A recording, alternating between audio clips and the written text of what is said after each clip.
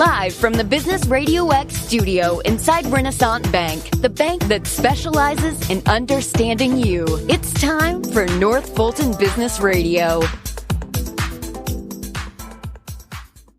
And hello again, folks. Welcome to another edition of North Fulton Business Radio. I'm John Ray, and we're still virtual. We're not back in our home inside Renaissance Bank on Windward Parkway in Alpharetta quite yet, but we're hoping that day is going to come sometime soon. But folks, in the meantime, just a quick shout out to the folks at Renaissance, because they have been awesome for the folks we know about that work with them, particularly through PPP loans and what have you. And one of the things I would tell you is, if you're tired of the mega bank experience, the 1-800 numbers, not knowing who your banker is, well, Renaissance offers a different alternative to that. Here's what you need to do. Go to renaissancebank.com, find your local office, some 200 across the Southeast, open and ready to serve you. Call them and make an appointment, and you'll find that a live person will answer the phone. So enjoy that personal experience. Give them a try, and they'll be glad to help you. Renaissance Bank, understanding you, member FDIC. And now I want to welcome Ryan and Daniel Pernice, and they are the co-owners of RO Hospitality.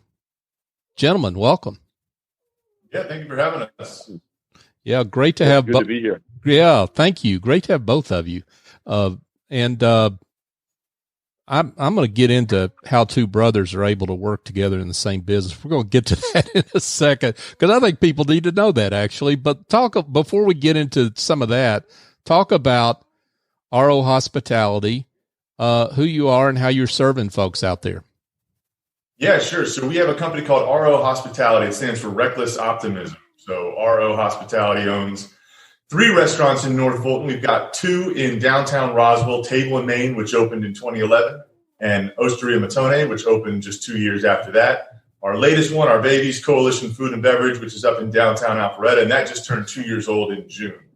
So all 3 restaurants are still fully operating. We're open back to business, both outside and inside, and doing a robust takeout business as well. So we're ready to get back to it. Well, and I think that's what a lot of folks would love to hear. So let's just get into it. I mean, you obviously weren't planning on a pandemic. Nobody was. So talk a little bit about that journey and kind of where you thought you were before all this started, and what you had to do in March and April and May to kind of get to where you are now. Yeah, well, as I mentioned, we had 3 restaurants that were all running at a pretty good clip. Early March generally is the inflection point of when we leave behind winter, which for us means no patios and a little bit slower season, headed into spring, which is our real time to shine. All 3 restaurants have beautiful outdoor spaces, so we were ready to rock and roll out there. Along came, I think it was March 16th or 17th, which was the date that the president shut the country down pretty much. And as you said, that was not in our 5 to 10 year plan. So like many businesses, we had to do what is now my least favorite word ever, which is pivot to a different model of full takeout without dine-in. Before the pandemic, we did maybe 5% of our total revenue was takeout, probably closer to 2 or 3. Now, afterwards, we're doing about 15% as a company. So that gives you a sense of where we've gone. In that first couple weeks, the chaos of the initial weeks of the pandemic, we combined all 3 restaurants into Osteria Mattone, which is the largest kitchen and has a pizza oven. So that was a big part of our takeout. And we did just one menu for each of the 3 restaurants that sort of combined their greatest hits. So we had fried chicken from Table and Main, we had pizza and pasta from Osteria, and we had our fantastic CF burger from Colaition. All 3 restaurants pushing towards one goal of staying afloat in that crazy time. Now, talk a little bit about the 3 brands, and I guess kind of where you are now with all of them. It sounds like that they were all 3 together at one point in one location, but now you've kind of pulled them out and kind of getting back to,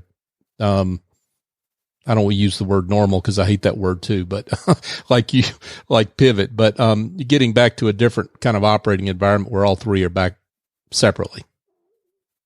Yeah, well, as Ryan mentioned, we had to close down essentially completely. I mean, heretofore we've been doing most of our business as dine-in business for all three of the restaurants, which operated independently. Had very little shared resources between the three. You've got two in Roswell, one in Alpharetta, the new one, Colaition. But once this all went down, like a lot of businesses, just any business across any industry, but especially restaurants, you're in a period of consolidating resources, hyper cost control, just try to streamline things and to figure out what's going to happen around the world, around the country, and around your community, but also figure out how you're going to best respond to that.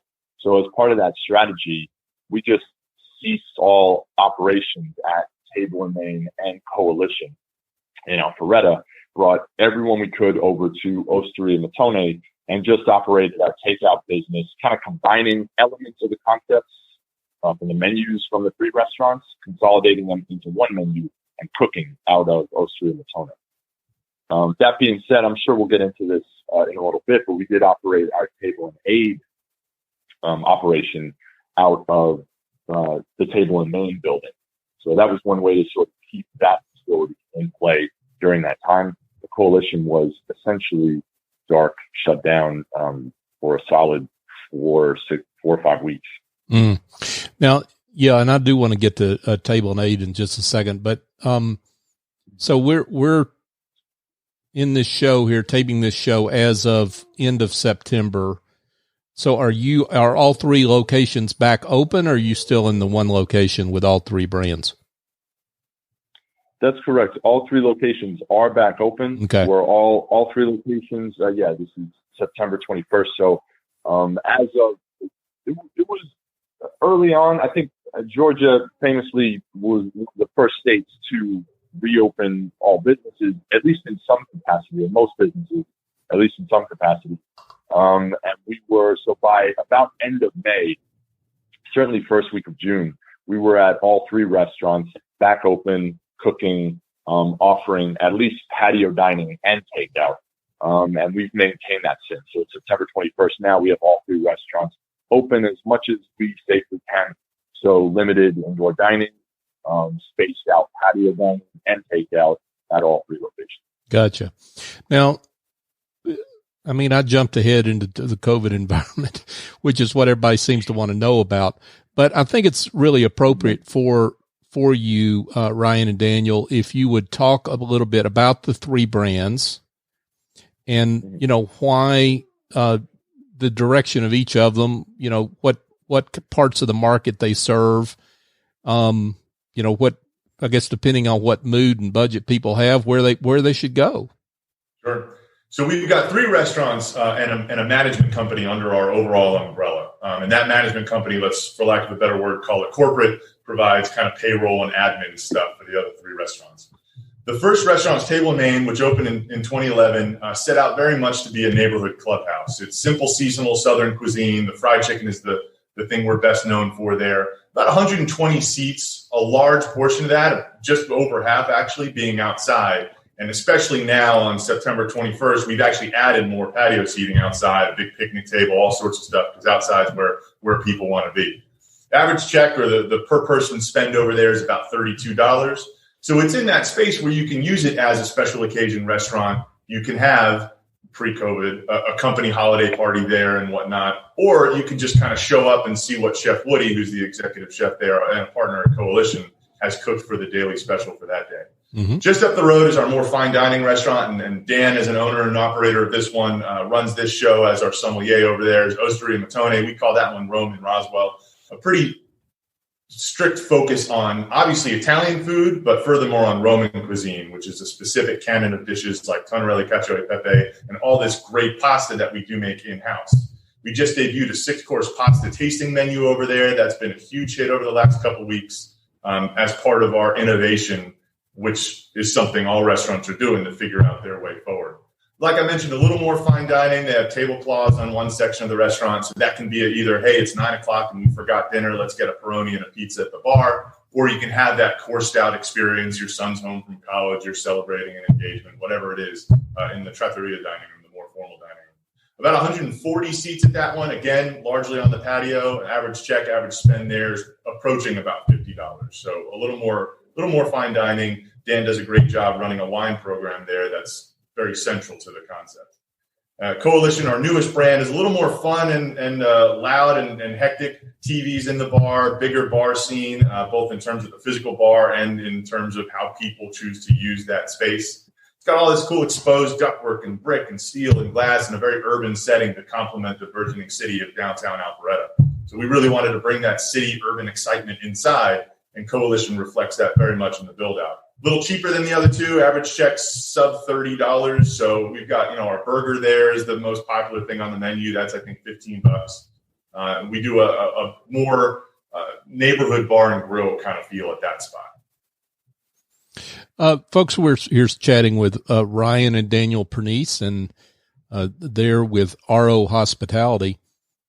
I'm curious about just the couple things. I mean, it's hard enough to run one restaurant, much less three. And it's not 1 + 1 = 3. That's probably 1 + 1 = probably 6 or 7, maybe. Right. Talk a little bit about the challenges that you've had, in running, three distinct brands, and then how you've woven them together in the way you have, particularly in the pandemic. Yeah, I think the number one answer there is people. You hear this a lot in business, and I think it's one of those it could be a little trite cliche to say, but it's actually true. I think you got to find the people who can make the thing run the way you would if you were there yourself. Because as I started Table & Eight in 2011, there's only so much of me to go around, right? Now, luckily, Dan is able to do much better in the wine sphere than I am, so he's able to take Osteria and run that restaurant to his strengths. You mentioned how two brothers can kind of work together in the business and be co-owners, and largely we do it because we both play to our strengths. So Dan takes the concept of Osteria and kind of imprints his wine knowledge and experience there, sort of extends that to the other restaurants in his role as our beverage director. And while he gets to play with fun wine tastings and things, I do my strengths, which are more, accounting and insurance related things. So I got the short end of that stick for sure. But it works for us. Well, and that's something go ahead, Daniel, please.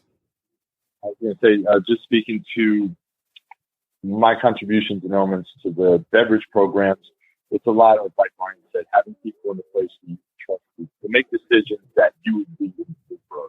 I mean, obviously, we're not looking for, there's no carbon copies of ourselves. We do exactly the same thing. But from my perspective, I like to have people to know that there are people in place at the other restaurants that can recognize a new product on the market or recognize a new beverage, a new wine, a beer, something like that, that I would think be successful, plug it into the system over there successfully, set the right price for it, establish supply for it, make sure there's plenty to go around. Those individual granular decision-making things so that we can kind of keep an eye on it in general, observe the results, and then advise on any changes that need to be made. That's the only way to do it, because we simply can't be making those level of decisions all the time for each of the three locations. You guys, you mentioned the importance of people, and I'm just curious, and I know a lot of our folks are business owners that listen to this program. They have the same issue, which is how you keep folks motivated during a time like this. Why don't you share maybe some of the observations, secrets that you've got around that? I think a lot of it comes down to tying people to the mission. So I'm going to bring in this element of conversation we touched on earlier, which is Table & Eight. So a lot of what we do is set a vision and bring people along for the ride and get them engaged on what we're doing. During the pandemic, we went from enabling hospitality. So whatever magic happens in a dining room across the table, that's why I got into this business. Believe it or not, I didn't start restaurants because I like boxing up food and putting it in a paper bag and passing it to you without so much as a hello in your driver's side window, which is what we were doing for a while, Sure. we had people in the depth of the pandemic who would just kind of point at their trunk, and we were all unsure of what this virus was. So we were putting to go in people's trunk, and they would drive off. That was, it's a little weird for everybody. So how do you enable hospitality in that new world was a challenge for us. So one of the reasons we started Table and Aid that we didn't even know was as primary as it became was the need to connect with people and nurture human-to-human contact. So Table and Aid was an initiative we started down the road from Osteria, the restaurant Table and Name. We started in 2011. And while all 3 restaurants were shut down, we had the resource of this building that was still vacant down the street to just kind of have as something we could use. It became clear that a lot of people had a need for food. They were laid off. A lot of the Meals on Wheels type programs were suspended because their volunteers are elderly and they weren't running door to door out of fear of the pandemic. We also had an interesting problem, which was as we combined all 3 restaurants, we literally had too many cooks in the kitchen. So we had to figure out a way to get our team out from under each other, because when you take 3 executive chefs and put them all in one kitchen, it can be a little bit of something. So we got to this idea that, look, guys, we're going to try and create a win-win-win for the community here with this initiative called Table and Aid, where we're going to box up lunches and give them free, no questions asked to people in the community, Tuesday through Sunday from 11 to 3. We ended up serving 9,723 meals, about 152 a day, over that months-long period. I think it was about 2.5 months we were doing that. So why I mentioned that in this part of the conversation was that provided a visceral connection to the sort of hospitality that we started in this business to experience. And when we were serving those people and showing up and cooking for people to nurture the community, that's why we did this. Huge unexpected side effect of doing that was a connection to the mission. When we're in this crazy new world and everyone's trying to feel out what the contours of our new reality are, that helped us remember, no, this is central to what we do, and it will help guide our decisions moving forward. How can we serve people? And that's what we're about. And as an extension to what Ryan's saying, tying people to the mission, getting everyone on the team involved in driving towards this collective goal, absolutely helps in keeping people focused, especially during these times. But one of the things that I found that we found that was critically important during these times was the element of transparency in the process by which you've established these goals for the team, these directives you issue as a leader in your organization for every level on down, general manager to staff members. It's important at times to sort of lay out the plan for them, give them some explanation, even at times bring them in onto this decision-making process. The more they can feel like a part of it, the more they'll feel motivated and establish intrinsically this sense of ownership to the goal you are tying them to. That's been effective. Yeah, that's a great point, Dan. We both work for a guy named Danny Meyer who has a lot of great Danny Meyerisms or little sound bites you can throw out there and go, oh, that makes a lot of sense. And one of the things he said was service is when things happen to you, and hospitality is when things happen with you. So as Dan mentioned, we spent a lot of time interfacing with the staff on, okay, guys, here's the decision we're making. How do we feel about this? We had multiple Zoom conferences with the entire team and restaurant by restaurant because people were scared, myself very much included. We were unsure of the viability of restaurants moving forward. And just in terms of the short term, people didn't know how they were going to get paid to put food on the table and exist between whatever period till we return to normal. Another word I hate now. So all of these things mean when there's an absence of certainty, I think you have to be more front and center in saying, look, guys, I do not have all the answers, but here's how we're going to solve these problems. And that I think helped at least add an element of comfort to the team that, even if I didn't know everything or have all the answers, we were going to figure them out as part of the conversation. Guys, you talked about purpose with your employees, and how that took tangible form with Table and Aid. It strikes me that you really stepped out there during a time, as you say, Ryan, where you're wondering whether we're even going to be in business in a few weeks, literally during that really stressful time, you really stepped out there with Table and Aid, at a crucially important time. And that really sent a signal to the community in terms of purpose, right?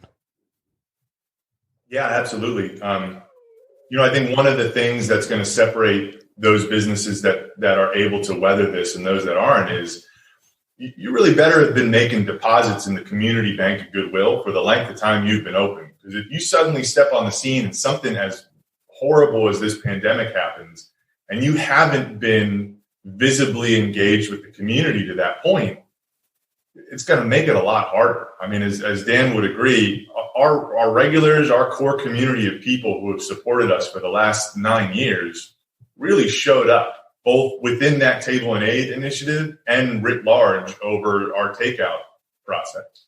So I think that's a huge thing, that you can't whip up that sort of community goodwill overnight.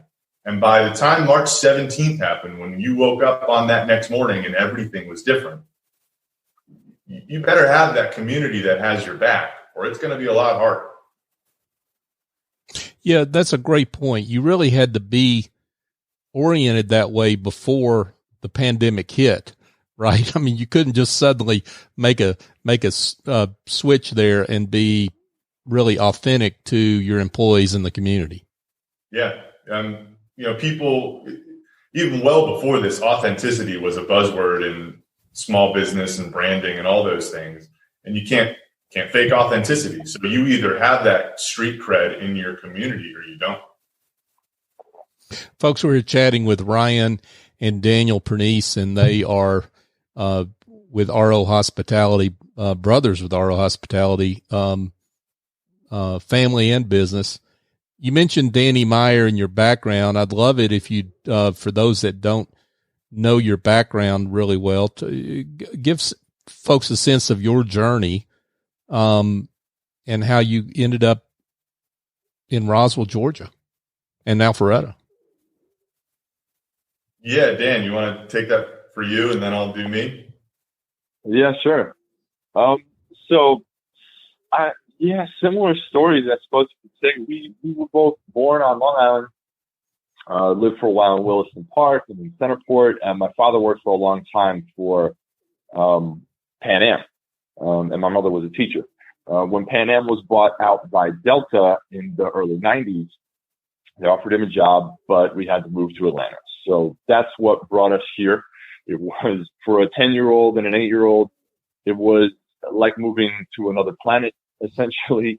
However, we're here in North Fulton. I think this community, this area of the state in particular, does a great job of kind of welcoming people from, because we have Atlanta's been welcoming people from all over the world. Hartsfield-Jackson is a big international airport, one of the busiest in the world. We accept people from all over the world. We have been for decades. So this area particularly does a really good job of welcoming new members and communities from across different parts of the state. And so I was able, we lived down the street from someone who also moved to Long Island, who was in my cousin's 4th grade class. So we felt a great sense of community here. Went to eventually, both of us graduated from Roswell High School. Both of us went out of state for college. I went to Elon in North Carolina. Both of us ended up in New York City around the same time. And then we started working for USHG, Union Square Hospitality Group, which is Danny Meyer's restaurant group up in New York, within 4 days of each other. Our first days was the same week. Ryan was a manager down at Myalino. I started out in the bar room at the Modern and eventually became a sommelier, and then spent a few years there doing that. Then I moved back down. Ryan opened up Table Made in 2011. I moved back down here in 2013 to help open up Osteria Mattone. And then, just been working on that ever since. Right. Yeah, so as Dan mentioned, we had a parallel kind of journey. So both of us also started working in a restaurant that, John, you may remember the Roasted Garlic. Oh, yeah. Mm-hmm. So I started working there when I was 14 in the kitchen of the Roasted Garlic that happens to be just a block away from our third restaurant, Colaition, now. Oh, wow. Yeah. Yeah. Grew up through high school working in kitchens, and at a certain point, my dad said, "Boy, if you really like this restaurant stuff, there's a school for that." So that's how I ended up at Cornell University School of Hospitality Management. Went through that program and really enjoyed having settled on this as my path. I sort of dabbled in consulting, thought for 1 second I might do finance, and then just said, you know what, I just love restaurants too much. There's that feeling of what I call a cockpit mentality when everything is clicking on a Saturday night. And you've got, that guest coming in, you've got these new servers who are killing it, you've got your old servers who are doing their magic. And I think that's a feeling I can't get anywhere else. After college, I worked for a small restaurant consulting firm called Vero, and then transitioned into a restaurant opening at Maialino, where I was the operations specialist, which is a great title because it doesn't mean anything. And you can kind of put your imprint on that role. And basically it was, I had a skill set that was a little more Microsoft Excel based. So while the floor managers were running the floor, I was in charge of creating all the processes that enable a successfully run restaurant. So inventory, scheduling, tip share, all those different things. My job was, hey, Ryan, we got to figure out a way to run the tip pool legally and easily, build a model. So I built an Excel model. All these different ways that I had a real boot camp experience in how to put a restaurant together that was invaluable. Aside from all that, we're working for Danny Meyer, who's generally agreed to be one of the preeminent restaurateurs in the world, and certainly in this country. So working for him taught me a lot of different things about managing people and what your priorities need to be as an operator. Then I had the opportunity to open a restaurant in my hometown, Roswell, in 2011. And at the time, didn't have a wife or kids. I still don't have a wife or kids. So it seemed, let's take that leap. And if it fails, it's just me who doesn't eat. But I was living with my parents, so that was taken care of too. So it seemed like a good time to jump in. I will mention Dan was being a little modest. He was on the wine team at the Modern when they won a James Beard Award under Belinda Chang for outstanding wine service. So around the time that Table & Main had hit a point where, okay, this might actually work, we were approached by our landlord who said, hey, guys, I'm going to open another restaurant or buy another building down the road. Do you want to do another restaurant? And the answer at that point from my chef, Ted Leahy at the time, and me was certainly no, we're not ready. But if someone's going to compete with us, it might as well be us. So we said, you know what, let's do it. And decided that we needed someone who was smarter than I am in wine to run the wine program there. And Dan agreed to jump on back home and run that place. So here we are. That's an awesome story. Talk a little bit about what the future looks like. I mean, your crystal ball is just as cloudy as everybody else's, so we understand that. It's hard to know kind of how things play out over the next few months and into next year. But as we sit here in September 2020, what does it look like for your business? I thought we were gonna have you tell us that. Well, see, the great thing about this, I get to ask the questions, Ryan. So, yeah. Tell us what to do. What do we do? Right. I think that a lot of people, especially in the beginning of this, in early April, there was very much of the sky is falling mentality about restaurants are going to be changed forever and it'll be all chains across the country from here on out. It'll be only to go. I do think some portion of that is true, but not nearly as much as people thought. I do not think there will be a paradigm shift between what restaurants look like in January of this year to what they'll look like in January of 2021. I think that to-go is certainly going to be a bigger part of our lives. Not to Danny Myerism, but he recently pointed out that safety is the new ambiance, and I think that will impact design and operational decisions of restaurants. So there will certainly be the lingering residue of our sort of trauma, collective trauma from all this. But I think that in what I've seen from my guests at the restaurants, there's nothing that leads me to believe people don't just want to get back to normal and forget this ever happened. Our takeout, as I mentioned, went from, let's call it 5% of total revenue to 15 now. That's not the paradigm shift I was told to expect. Even as people lean on technology will save us in this pandemic, and it will all be, touchless payments, and it will be touchless menus and this, that, and the other. That's just not my reality. My guests hate that stuff. So I'm very cautious in our restaurants of adopting technology for technology's sake alone. My guests are what I'll diplomatically call my friends' parents, and that demographic, they don't want to scan a QR code to look at a menu. They told us loud and clear, we want the menus back. We had both options for a while. I think maybe 2 people looked it up online, and the rest asked for a menu. Really? Yeah. So Wow. I think as we feel our way forward, it's not been my experience that we're going to have to do this completely clinical, white or totally washed experience. It's just now going to be slightly different in making people feel more comfortable to dine in the restaurants. I have to agree with Ryan on that. And certainly everyone was exposed to literature at the beginning of all this that said the landscape will never be the same for restaurants.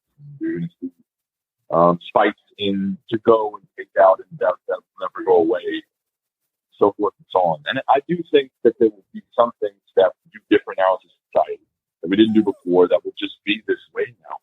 A lot of companies have committed to working from home next summer and things like that. But as far as restaurant dining, I've certainly seen locally and have read and talked to people about globally that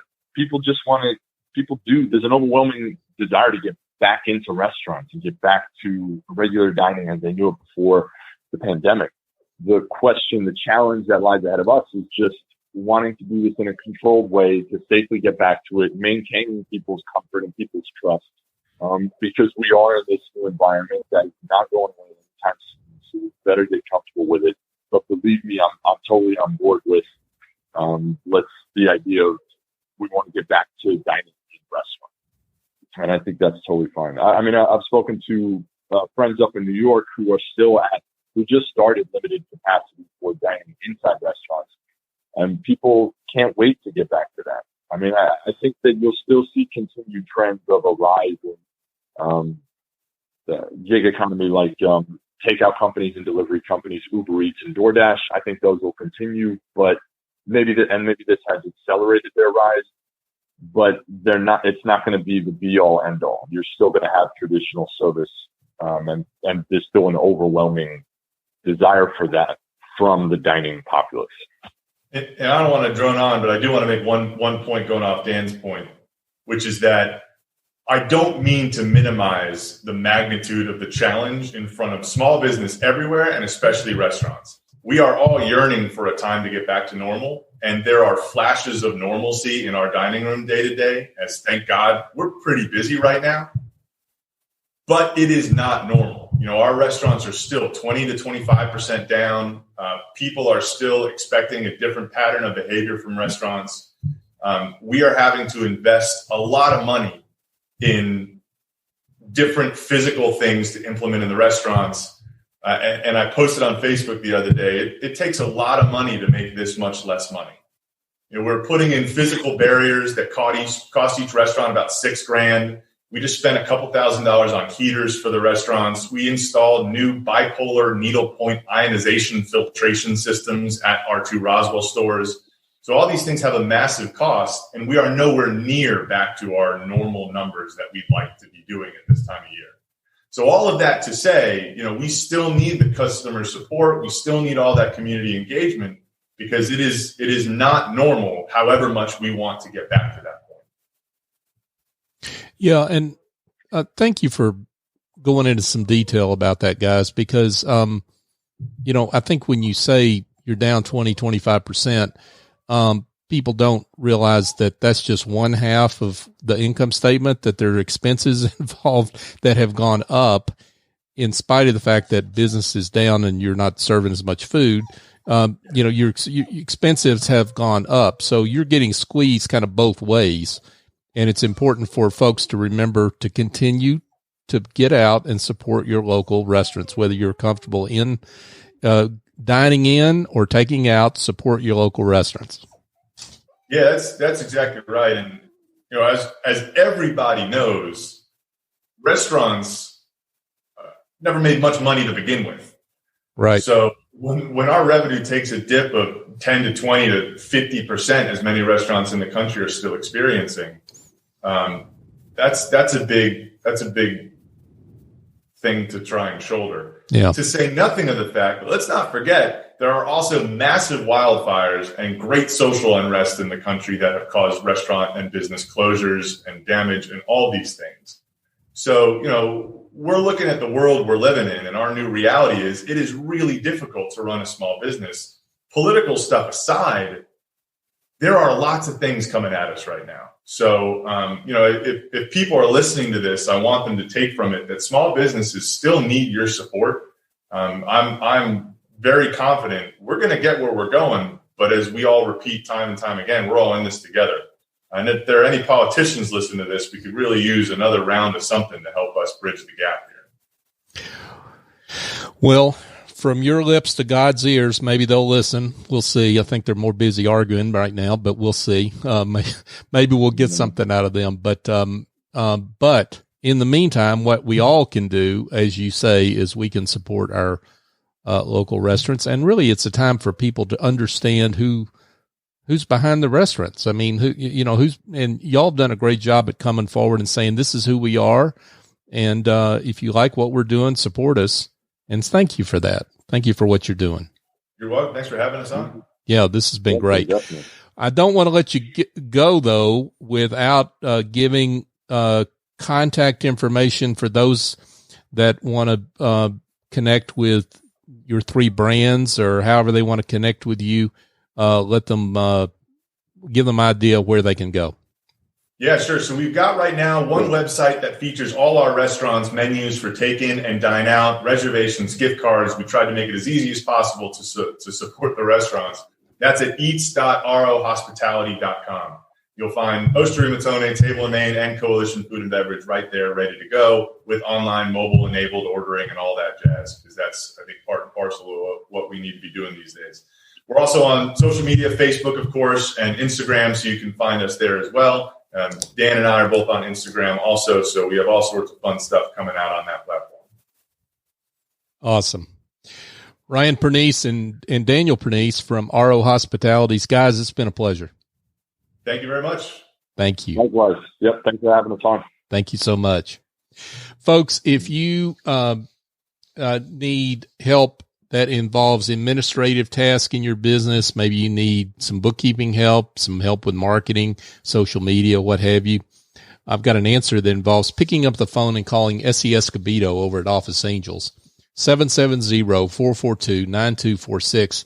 S.E. and her team have been virtual for 2 decades, so they understand how to operate in this environment. They can operate on an ongoing or as-needed basis, and all you have to do is just call up Essie and explain what your problem is, and she'll send an angel to fly in, get the job done, and fly out. OfficeAngels.us is the website if you'd like more information, or again, 770-442-9246, and let Essie know that we sent you her way. And then, folks, just another quick reminder, you can find our show on all the major podcast apps. North Fulton Business Radio is the search term. You can also go to northfultonbusinessradio.com and find an archive of going on 300 shows that we've done over the last 4 years, featuring great business leaders like Ryan and Daniel. And we would love it if you would connect with us on social media as well, North Fulton BRX on LinkedIn, Facebook, and Twitter. So for my guest, Ryan and Daniel Pernice, I'm John Ray. Join us next time here on North Fulton Business Radio.